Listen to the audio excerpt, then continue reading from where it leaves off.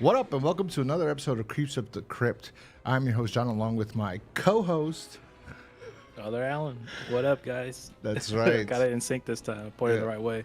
Yeah, this is getting used to the webcam and shit. Doing the whole NWO thing or the fusion from Dragon Ball.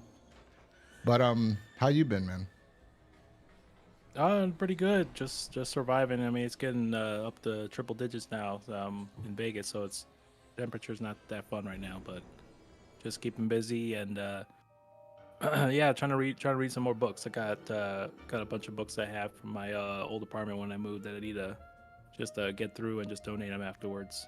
How about you? Oh, let's see. Everything was fine until the other day. I think this was last week, actually. I think it was Thursday. Yes, last Thursday. I'm in the shower.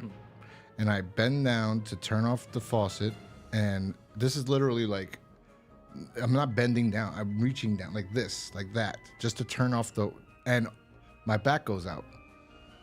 And I go, ah! And I've been that day was bad. The next day was worse, especially I was sleeping. I couldn't get out of bed. I was like trying to figure out a way to get out of bed. That was one night, that was one morning. Then that same day, that was Friday. I was outside smoking a cigarette. I was sitting on a bench. It's like a cement bench. It's weird. But anyway, so it's very low too. It's very low, like 2 feet off the floor, like, or 3, maybe 2.5. So I go to get up and I couldn't get up.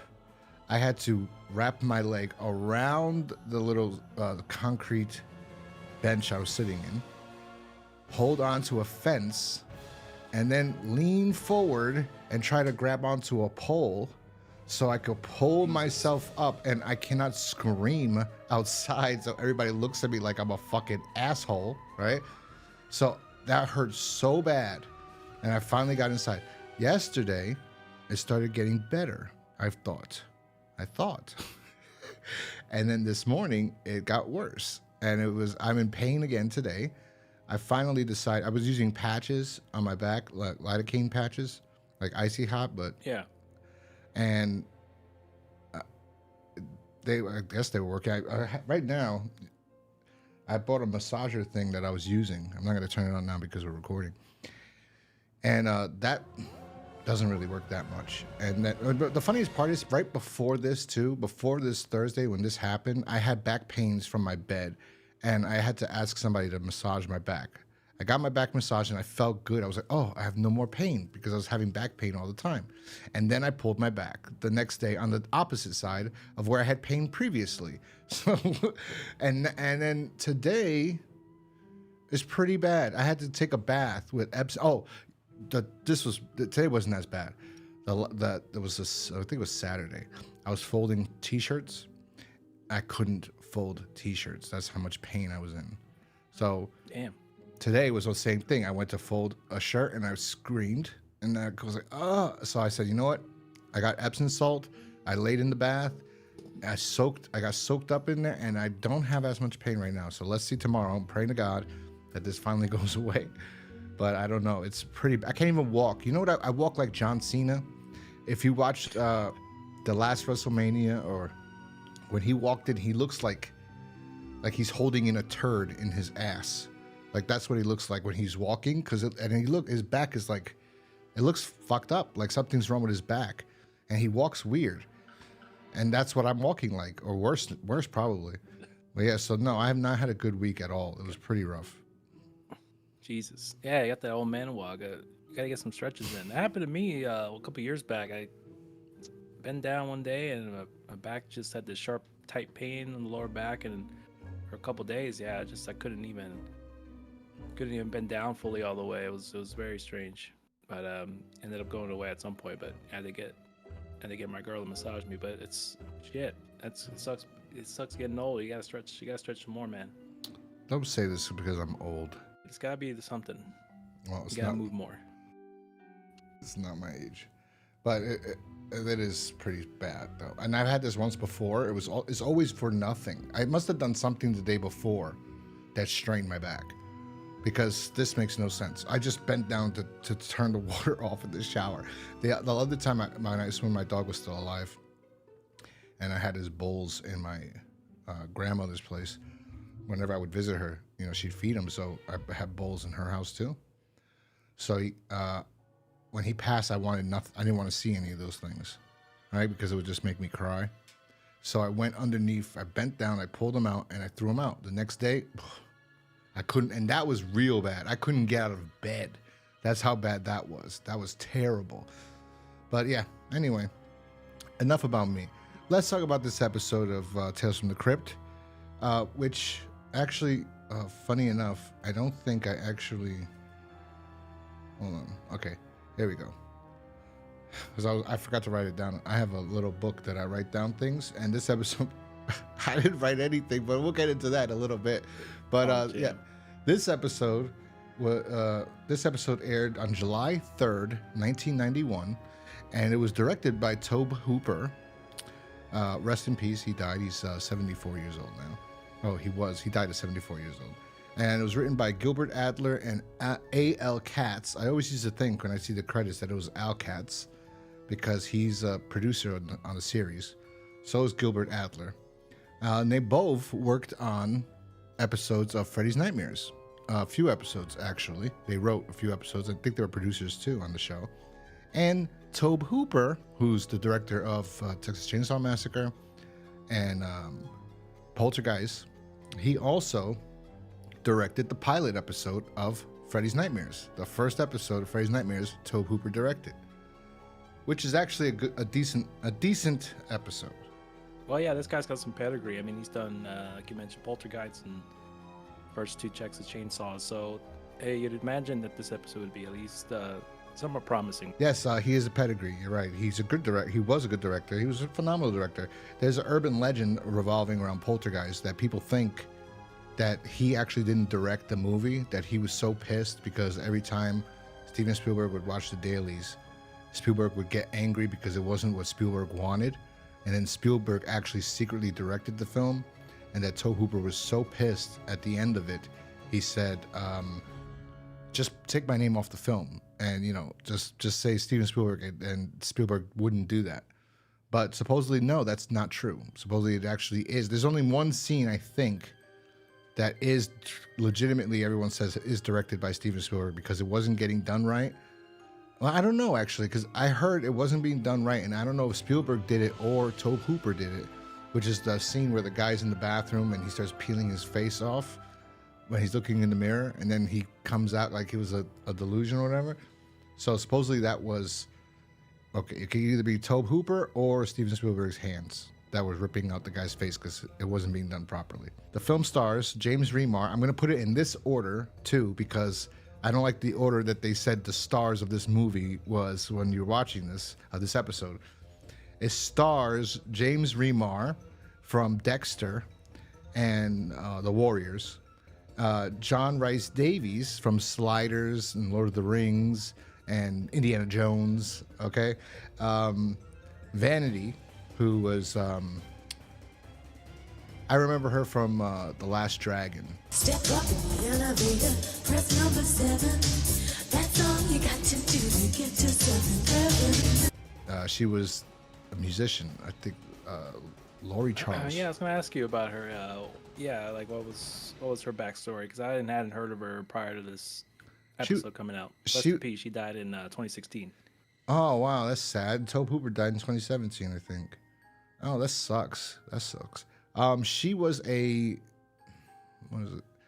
musician, I believe, and I think she was dating. I think the guy from Motown. It was like I don't know if that could be totally wrong about this. I'm just talking on my ass. But I think the guy from Motown was like, this was his little project. And like the whole reason The Last Dragon was created was to really like a vehicle for her. And like those are her songs in that movie. So she was in a group too. So it was like Vanity 6, I think it was called. Why don't you read the synopsis for this episode, Deadweight, from IMDb? Red Buckley, played by James Remar, as we mentioned. Just going by their synopsis here, what they wrote on here. It has a natural redhead in search of one-of-a-kind black pearl. and he ends up getting a job by the plantation owned by Mr. Duval, played by John Rhys-Davies, and where the pearl is said to be, shown to his room. It's another character, Pellegrini, that Whoopi Goldberg's in this one, plays some kind of voodoo chick. Another voodoo chick involved in this one. And yeah, I mean, he's after this Black Pearl, and he just ends up working for this guy. And you know, the later half of this the story concludes as we'll go through it. I didn't want to get into too much of the details on that one.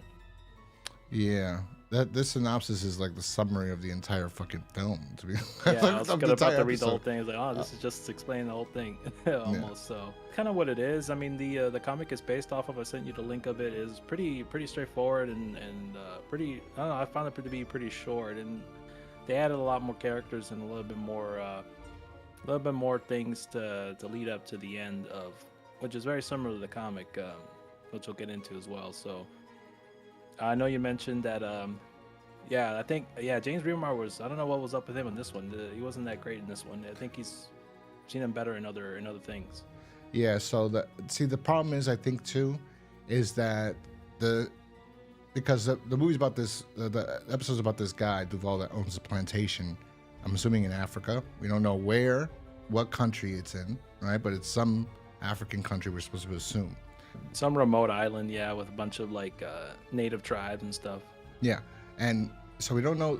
So this is the problem. So we don't know the location exactly, but we know there's rebels. We don't know the time either. We don't know what era this is. So in the beginning, I believe James Remar was acting like if he was like a 1950s or 40s like bad guy, like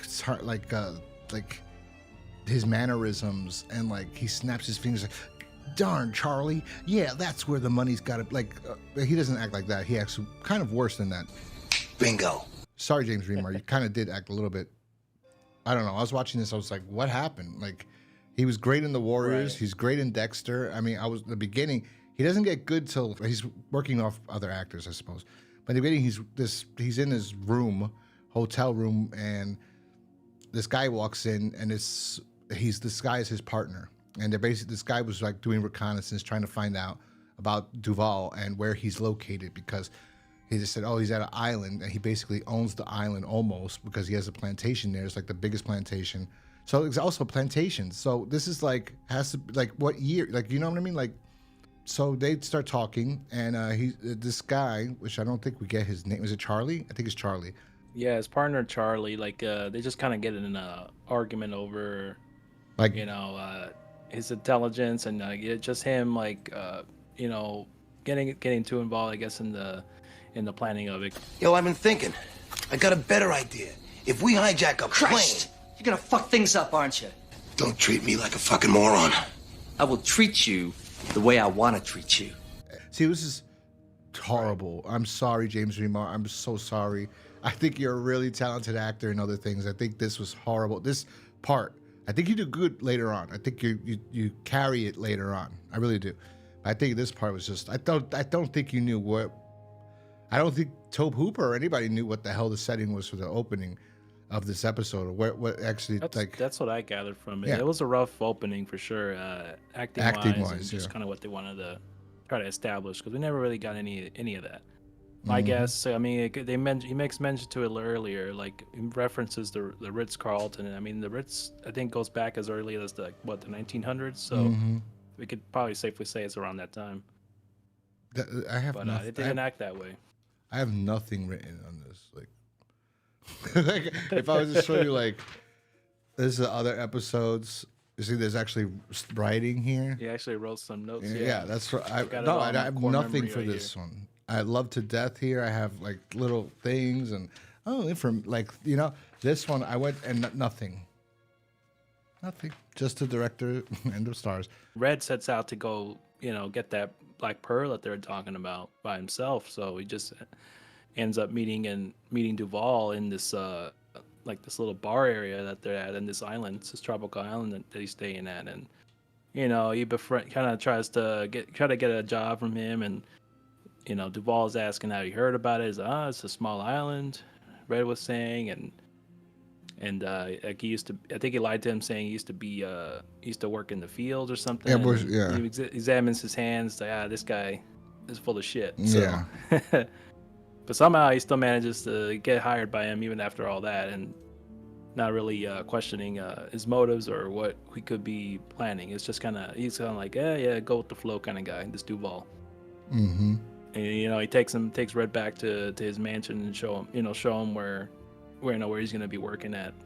It's kind of where we get introduced to the other character, the other actress that we didn't mention, but Whoopi Goldberg makes an appearance, guys. She plays what was it, Pellegri, something like that. She plays kind of she plays Whoopi Goldberg. That's what she plays, because Whoopi Goldberg, I've realized this recently, honestly.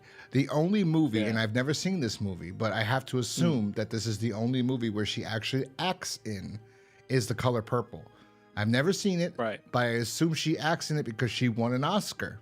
And there was a scene I saw with her and Danny Glover where I think he beats her, she says something, and that's like, I go, okay, she's acting in this movie.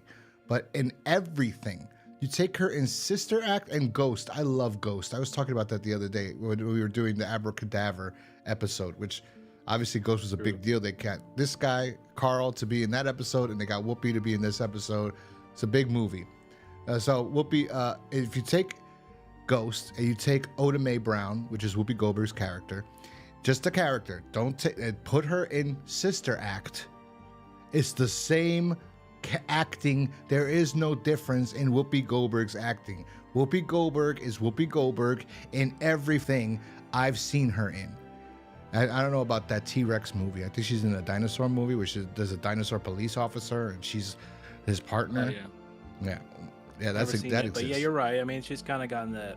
She's kind of that's how I interpret her career, because I haven't watched a whole lot of her films besides Ghost, and I know about Color Purple. I mean, like you said, she won an Oscar for a reason, but nowadays I don't even, who knows if it was even warranted or who she was running up against at the time. But yeah, it's just much like Morgan Freeman ended up kind of playing Morgan Freeman on a lot of stuff at later half of his career. Once he's made the big bucks and had that success with a lot of good movies, Driving Miss Daisy or Shawshank, stuff like that. So yeah, she doesn't really make a whole lot of a impression. Not like guest star or a big star that they had on an episode that really left an imprint on you. Really, she's just there working for Duval as some sort of witch doctor or some sort of spiritual healer, I guess you could say. She's a voodoo priestess. She doesn't. She goes. She runs the plantation, I guess. Also, I guess she said because Red's supposed to run the plantation, and that's why he's getting hired for, because he said he used to work at a plantation. She feels his hands, and he goes, these hands don't seem like they worked on the fields. He goes, that was a long time ago. I've been in the Navy. Oh, Navy man. Blah blah blah blah blah blah. So. Then he meets this girl at the plantation, and I don't remember what exactly her role is, but it assumes like she's the head of taking care of the women or the natives. I'm just gotta be careful there. Maybe she translates. Maybe translates with the natives or something. Yeah, she did. But that's the other thing too. She doesn't even try to give an accent or anything. She's just Whoopi Goldberg. Yeah. Acting is kind of not there for most of this episode, and her included. So then she shows him to his room, right? And then this part was bad too, with James Remar's reaction to this. But yeah. They show him to his room, right? But wait. There's a part that's important, because in the bar, James Remar looks at John Rhys-Davies' hands, and he's got these like veiny things, like grotesque looking things on his hands. So he asks, because, and also mind you, when Whoopi Goldberg sees Red, she's looking at him and she's looking at his head and his hair, and they said, oh, you have to excuse the way they're looking at you, but your hair is unique, even is unique in this area, even in your country it's unique, right? That's what John Rhys-Davies tells Red, because Whoopi's like infatuated by his hair. And then they start walking, and Whoopi says, no, James Remar asks, what's up with this dude's hands? Because they were like gross, right? and he says it's called stichinosis. I want to show you what stichinosis looks like. I don't know if you're going to be able to see this, but this is what stichinosis looks like. It looked like something out of Alien. Yeah, and that's the stomach, how the stomach's going to look, which is, see, this looks kind of disgusting. It is a real thing. It is when worms get in the stomach. A parasite. It is an actual parasite for stichinosis, or stichinosis. Yeah, he drank some dirty water. Shitomyosis? Went into the lake, and one of the worms went up his dick. Or one of the two. How do you pronounce this? Let's see how you pronounce it. Pronunciation. Went up his dick. Nobody said it went up his dick. Is you have to drink it for it to be a problem. Hold on here. Schistosomiasis. Schistosomiasis. So she says he's got schistosomiasis. How you pronounce that again? Schistosomiasis. Schistosomiasis. So yeah, so he has this, and it's a parasite that's inside your freaking blood. It says schistosomiasis is an acute and chronic disease caused by parasitic worms. People are infected during routine agricultural, domestic, occupational, and recreational activities with exposure to which exposes them to infested water. So somehow this guy got this, which makes sense why the end. See, I thought the end there was some voodoo shit incorporated with why something is shown, but no, it's because of this. I think that's what it's supposed to be, because of this thing that he has. Which I think the only reason this was added, they looked for something to put interesting. Tobe Hooper was like, we have to do something. This episode fucking sucks. But anyways, yeah, so this episode there's not much here. She takes him to his room. He sees behind his wall, there's a fucking head of a goat or something, right? Like, and she's like, I think it was a deer head. Oh, deer head. Deer. Anyway. Yeah, his reaction to it wasn't that great. He's trying to act scared or freaked out by it. It was just like, oh. Yeah. Like and then he lost his step. And then she acts like he's an asshole for reacting this way. I mean, I don't understand that. She's like, oh, you should understand people's culture when you're or something. And it was like, listen, lady, I don't want a fucking decapitated head in my room. Find me another room. Right. I don't want this blood on my walls. So yeah, after this, the next night or later that night, James Remar is starting to scope out the apartment and the house, the plantation. You don't even see the house really. You see like just the porch. So, what a big, beautiful plantation. You don't even get to see what the house looks like. Well, yeah, it's shot so close up in the set. You know, they gotta hide that you're in no damn jungle or anything. No plantation or nothing. But hey, I think they did. It wasn't that bad compared to, I guess, what they had. I can't be too hard on it. No, I suppose. But you only see the front porch, really, this entire thing. You don't see anything else. It doesn't look like a plantation home. It looks like maybe the second floor. I don't know, not really. There's when I went to New Orleans, and I saw plantation homes. You know, like, they're beautiful. With all the history behind it that's terrible, those houses are fucking gorgeous. They're just a beautiful design. So this has none of that. This looks like a fucking nothing. But anyway, so John Rhys-Davies shows up, or Duval, behind him because he found the black pearl. And he's like, oh my God, it's behind this glass case. And then John Rhys-Davies talks to him and goes, yes, it's beautiful, blah, blah, blah, blah, blah, blah, blah, blah. Okay, friend, bye. And then he goes out and he sees Vanity, and he starts talking to her, and she starts looking at him, and then they start banging. And like, yeah, the sex. This is first sex scene in a while on Tales from the Crypt, because we hadn't gotten one in, well, it's been a bit, right? Since, what was it, the Emmy Plumber episode? It was the last time we got something. Amanda Plumber. No, it might have been Amanda Plumber. No, it was that one other one with Michael Ironside. That might have been the last. Oh yeah, but we didn't get to see anything in that one either. No, but this one we got a good amount of. They showed Vanity. They showed Vanity. Thank God HBO. After they bang, there's explosions heard, and the rebels are making their way up the mountain. And they go, oh, they're that close? And she goes, yeah. So there's some war going on. We also know in the earlier scene with John Rhys-Davies said thank God you didn't touch it, my friend, because then the alarm would have went off. And then he goes, if the cops would have came, he goes, no, the military. He goes, it has. They said you have the military's going to come if your thing gets stolen or whatever. And he goes, it's good to have friends in high places. So then when the explosions go off later on after Red has sex with Vanity, which I don't remember her name in this, Catherine, Catherine or something. Catherine or whatever. So he basically just asks her straight up, hey, do you know how the security system works? And she's like, oh, you're subtle. like, you know, like, you know, she goes, no, I don't know how it works. And he goes, but you can find out, can't you? And she basically like, he goes, but getting away is going to be difficult because the rebels, like, what are you going to do? Like, the only reason why we can only get away if Duval's alive, because he has the connections to the military. So if we want to escape when you steal this Black Pearl, you're going to run into the rebels and they're going to fucking kill you or kill us. And he's like, oh, let me take care of that. So then she goes, okay, so they're working together now. And then the next day or that night, again, he wakes up to the creepy, this is pretty creepy. Something's flapping around under his sheets. And when he looks, it's a chicken with his head chopped off. And he jumps out of the bed and there's Whoopi Goldberg to say, Molly, you in danger, girl. How dare you? You know, that woman is dangerous. You shouldn't be messing with her. She's going to take your soul. And then he says something and he goes, you're crazy, lady. And she's like, I'm trying to protect you. You don't understand. Stay away from her. But then again, you're not getting any acting. She's acting like she does on The View. Like, just like straight up talking to you like a normal person. There's no acting there. So poor Red or James Remar, he's got nothing to work with. The only time he seems somewhat like in control or good at acting is when he's having sex with this girl, when he was talking to her, when he's with John Rhys-Davies too.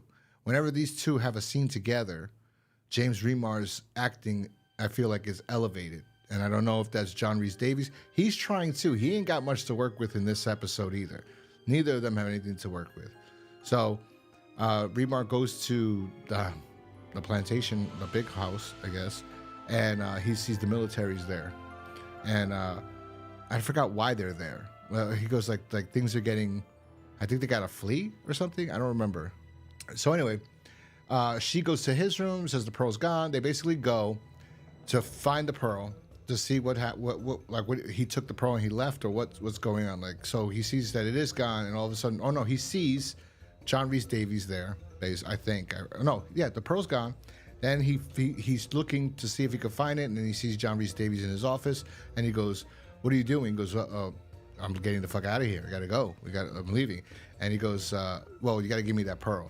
Basically, he's like, don't you think you're being like a little bit selfish? You got my woman, and then you want my money too? Like, you want my pearl?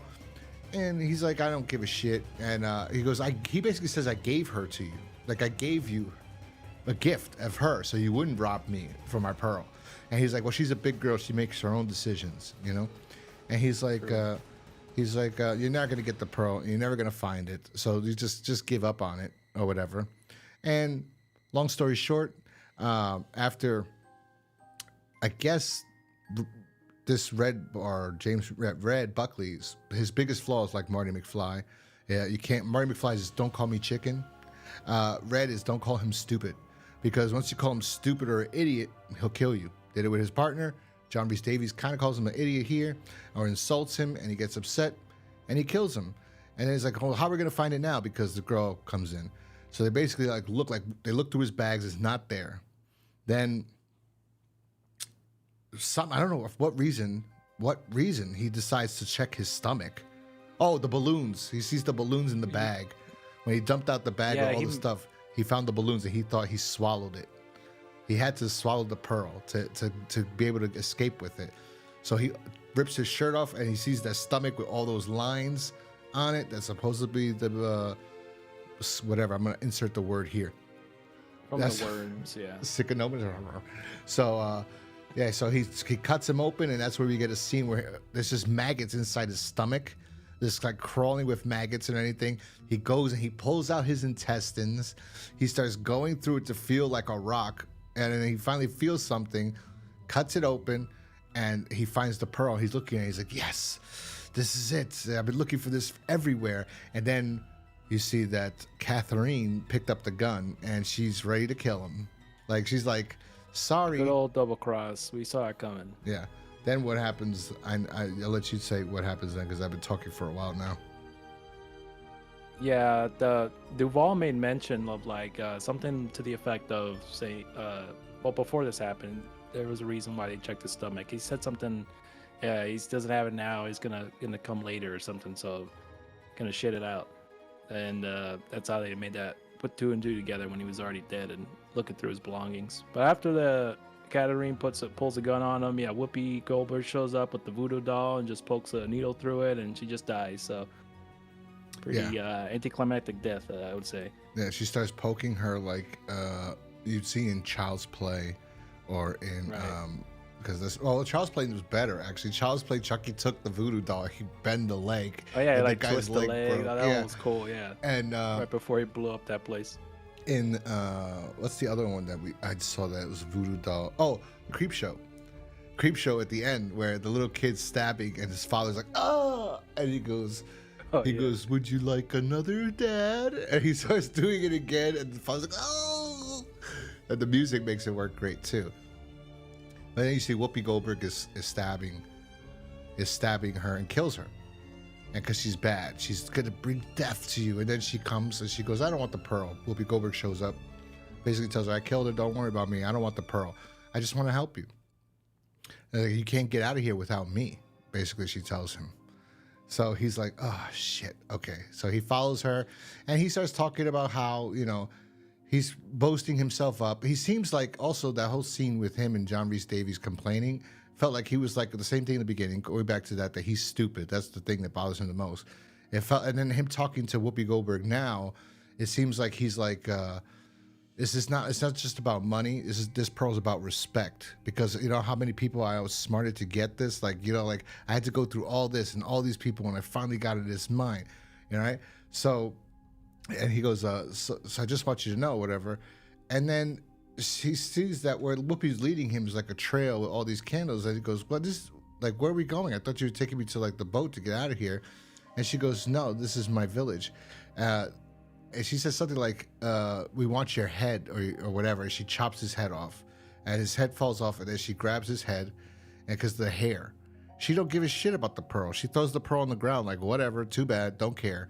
But that hair, for some reason, is something which they don't mention earlier on, I don't think. I don't remember them mentioning anything about this hair. I think it was something to the effect of like the red is the color, like a symbol of life for their people. I think something like that.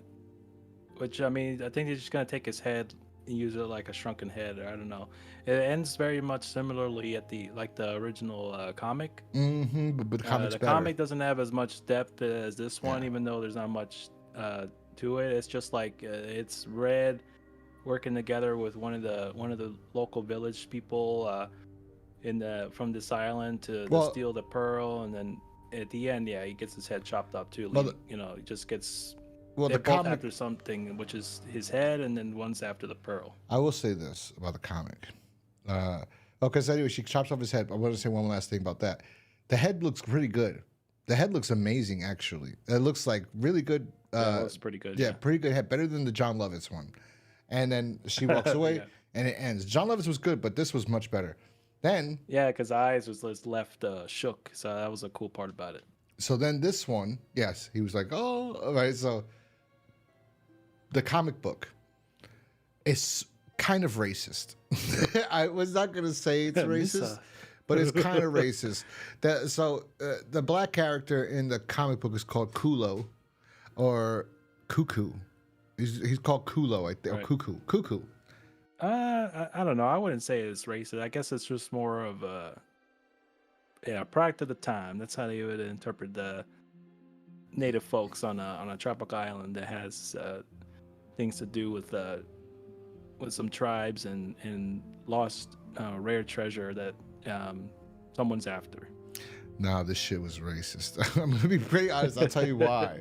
Okay, the writing of it is racist. Okay, the way they have the guy speaking, and I understand. And back in this time, I mean, and the way he's drawn, I mean, they drew him like like a fucking caricature, like of a fucking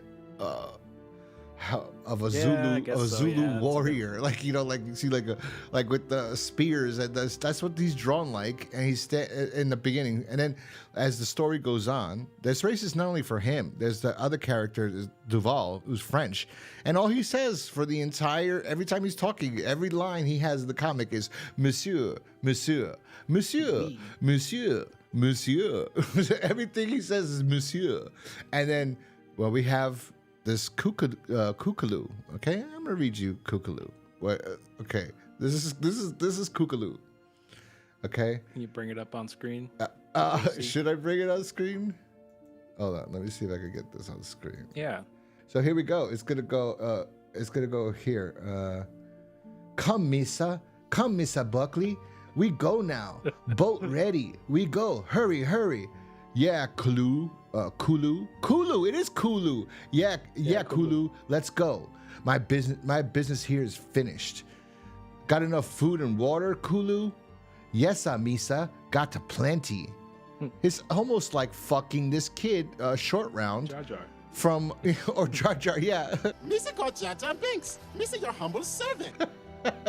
Misa, I'll take you back to the boat. Yeah, well, Kulu, in 3 days, we'll be in Banga. And I'll be catching that steamer, eh? 3 days. Yes, Misa Buckley. Okay, and we go down here. Look at how he's drawn. I mean, look at this. Look at this right here on the left. This panel, the bottom panel. I could have taken you there in native canoe. Look, I could take you there in native canoe. Misa. Oh, for God. I could take you there in native canoe, Misa. Trip long, 3 days maybe. Yes, Misa. I'm trying to do it more like at least he can talk his language, He's educated. Yes, he is. I wait long time too, Misa Buckley. So basically, in the comic book, Buckley does end up becoming the head of the what's the word I'm looking for? Of the plantation.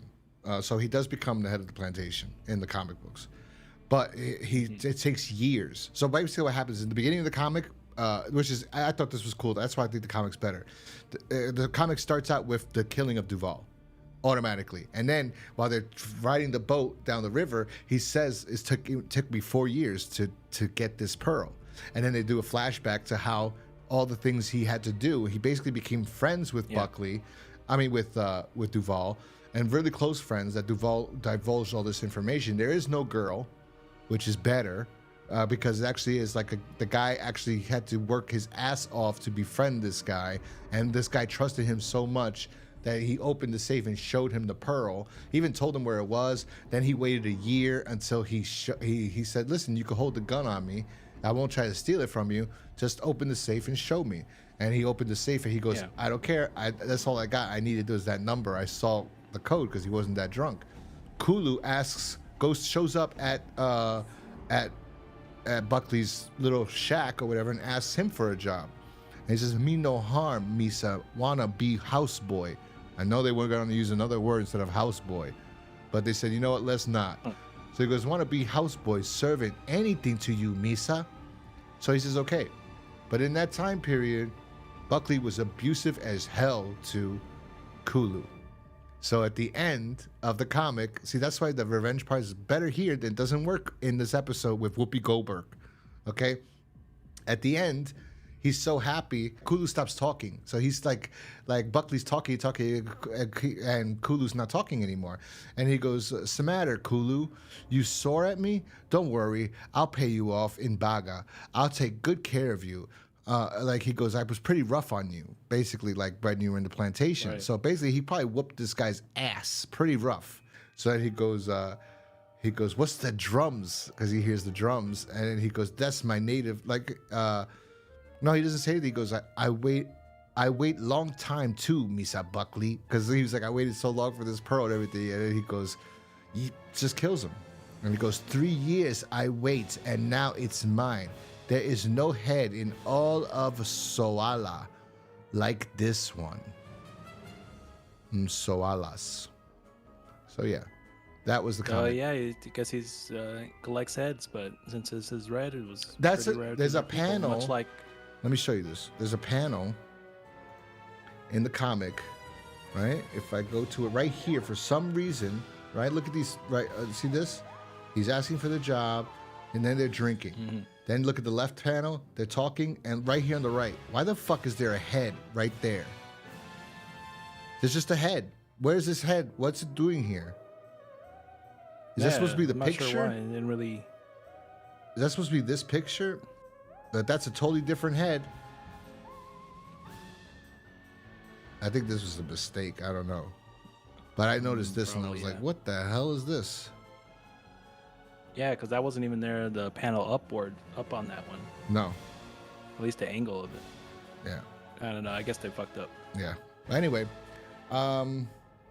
so this, and then the end, there's it's- an end. I did write this. I wrote this down. This is the one thing I wrote. I'm sorry. This is the one thing I wrote about the end. All right. Terrible outro. Whoopi and the Crypt. Yeah. It was That horrendous. shit. It's terrible. When I saw it the first time, I told you, why? This is when it's almost like equivalent to them to creepers jumping the shark, much like Yeah. the guy from Happy Days, literally jumping the shark where that term came from. Yeah. So it's Henry the Fonz.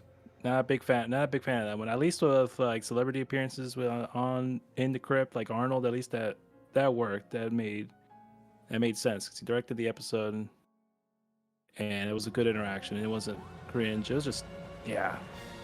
I guess just got lucky to get her on there because it was the success she had with Ghost, I guess, at the time, right?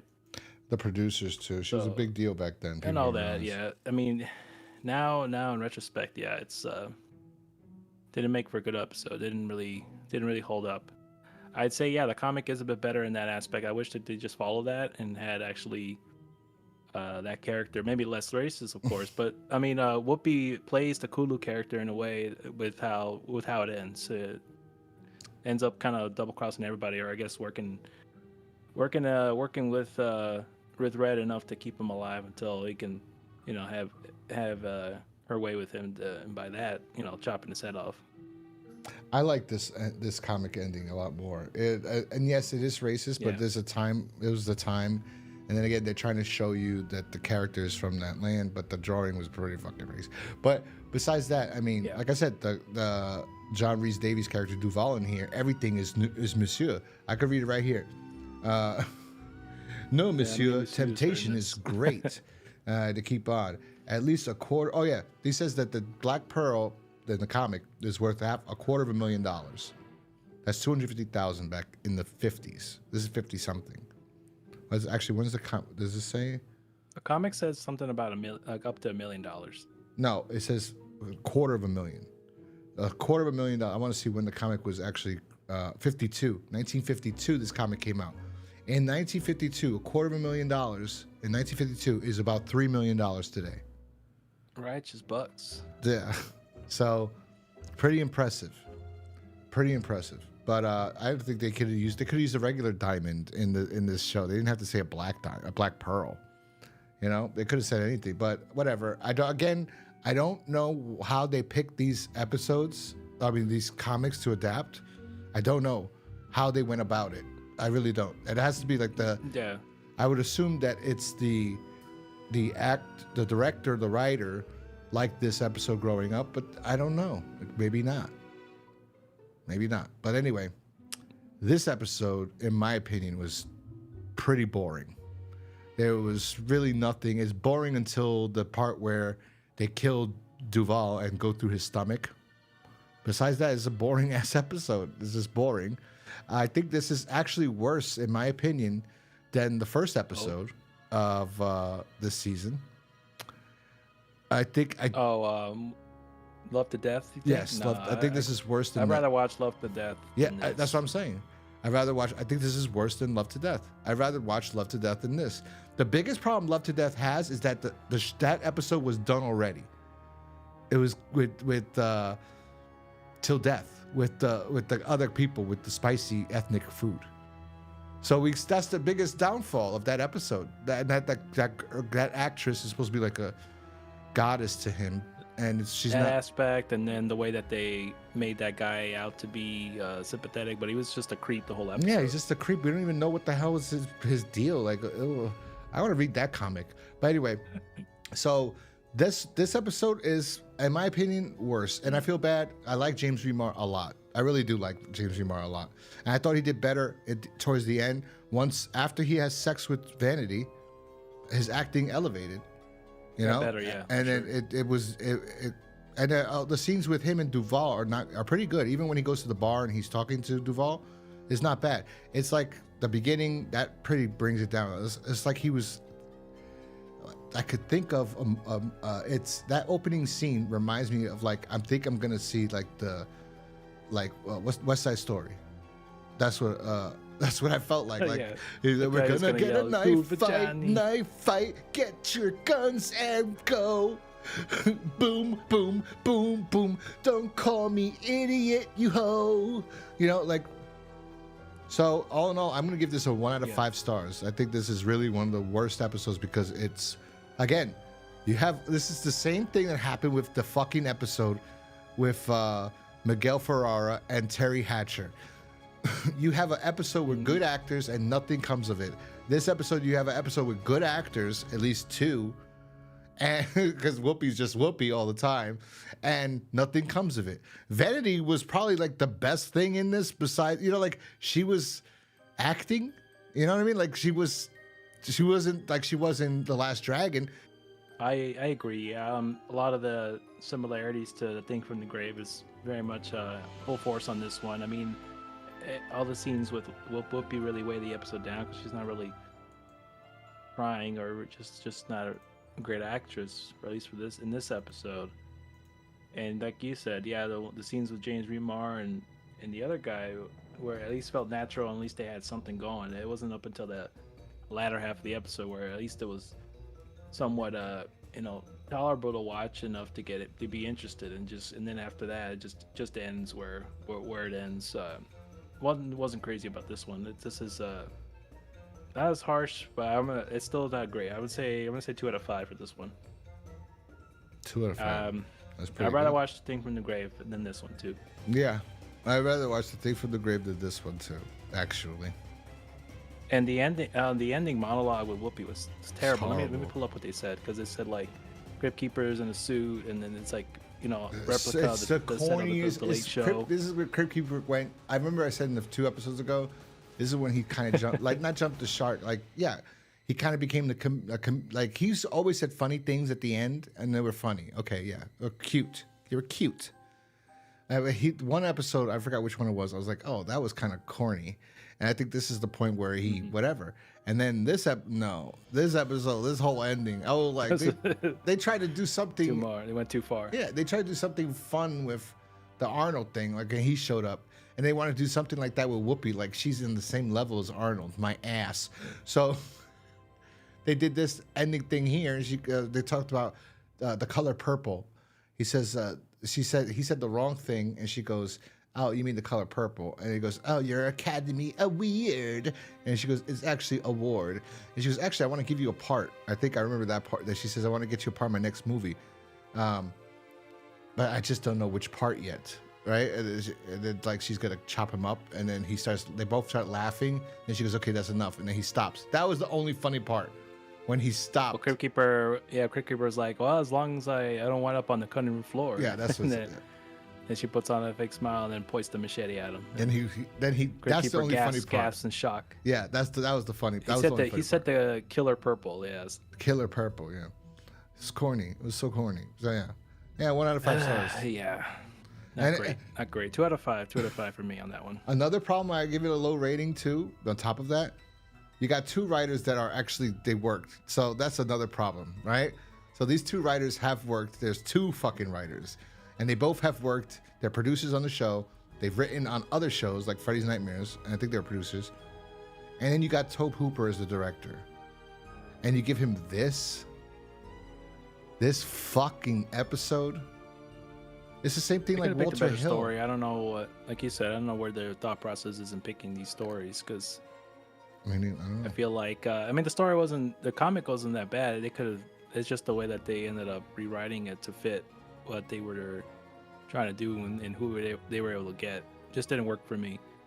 I think I'd rather would just them pick another story. It's like there's other stories that I read from the comics he sent me that I would wish they would have adapted. I can't. Oh my god. The problem with the rights. The problem with the rights is that EC Comics owns the rights to the comics, right? And because all the producers were attached to this, they all own like parts of the rights. So that's the biggest problem. And some of them are dead, the producers and things. So they have to somewhat come to an agreement together. I think this is gonna, I don't know. It sucks because the only reason you need the rights to anything that has to do with the show is because of the Crypt Keeper. That's the only reason you want to have anything to do with the show, because you technically a producer, and although there's terrible producers, and I really wish it would be the original producers to come back, because you get like Zemeckis and these people. They could get their Hollywood director buddies to come and make good episodes like they did here. But the problem, the like if another producer comes in, you get like a M. Night Shyamalan, or you get a Jason Blum, and then you'll get a fucking garbage product, you know? So yeah, that's the biggest well, problem. the way the state of the horror genre is not really that great right now. I mean, who do we really have that can be the Wes Craven, that can be the John Carpenter of our modern time? We don't really have one. We just get studio conglomerates like Blumhouse. I think at this point, if they want to do something like Tales from the Crypt, just don't call it that, and just keep with the idea, be inspired by it. Not, you don't have to actually. They have to get the. They have to come. Back. They have to come to an agreement, and get the rights, pay the money. Somebody that has money, somebody that wants to produce something good and has money to do it. Okay. I don't want Jason Blum to do it, but somebody with money could offer the fucking money, could get the producers on board, buy the rights from the producers, or even, you know, and all of them. They spend the money, spend the fucking money, you'll make it back later at the end. You'll make it back. And then you could get, use the new comics. Don't use, just, all you need is the rights to the fucking Crypt Keeper. That's the biggest problem. Just get the rights to the Crypt Keeper and get the rights to the comics to do episodes. That's it. That's it, and adapt new stories. There's so many stories. There's so many goddamn stories in this fucking, and this. They look great too. They look fantastic. A lot of them better than the ones you pick sometimes. You know, this one, really, when you read the comic, the comic's better than the episode. But this comic book wasn't worth adapting into a episode at all, in my opinion. This little 8-page story. I'm like, this is not worth it. I guess in a sense. The idea, the twist, the turn, where the guy kills the other guy for his head, and you know that was okay, you know, but and the episode did do a good job in trying to, you know, the hair is a big, you know, kind of give you something, but better than the comic. Tied it back to that's the only aspect that they actually tied it back to the original comic, and that's about it. Otherwise, I'd rather them just adapted another story, because this one, it's better than the episode that we watched, but it doesn't make it really worthy to adapt. I'd rather have seen something else, but yeah, I mean, that's what it is. Really curious to know at some point how they decided these things, but I don't know. I don't think we'll ever know. Unless we get one of the producers. Well, we don't know. You don't know any of them, right? No.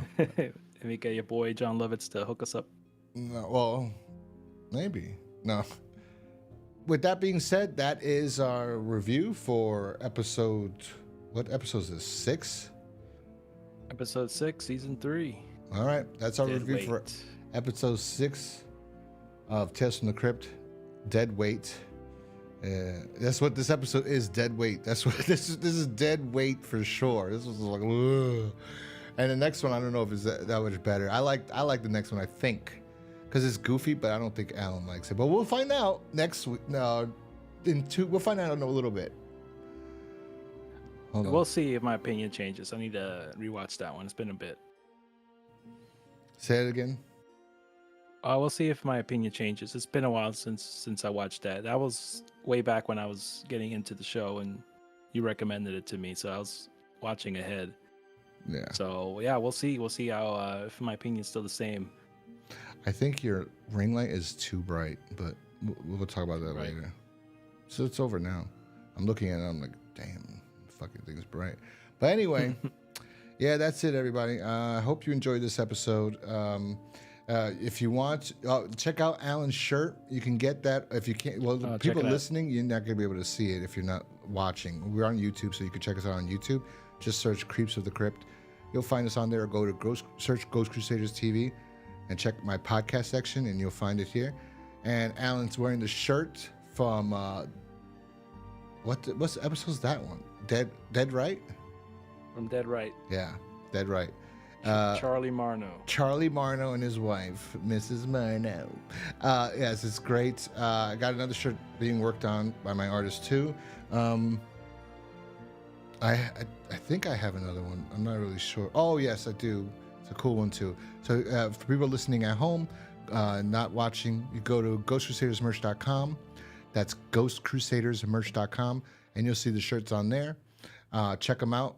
If you want, you can help us out by buying one of those cool things. You can follow us on X at Creeps of Crypt. You can follow Alan at X at Splinter47. And I'm also on X as Ghost Crusader TV. So you can find us out there. You can listen to us everywhere or wherever you listen to us now. And that's that. And if you're on YouTube, please tell us in the comment section what you thought about this episode. Hit that like button. Subscribe if you're new here. And we will talk to you guys next time. Peace. Peace. Almost lost it there. Peace.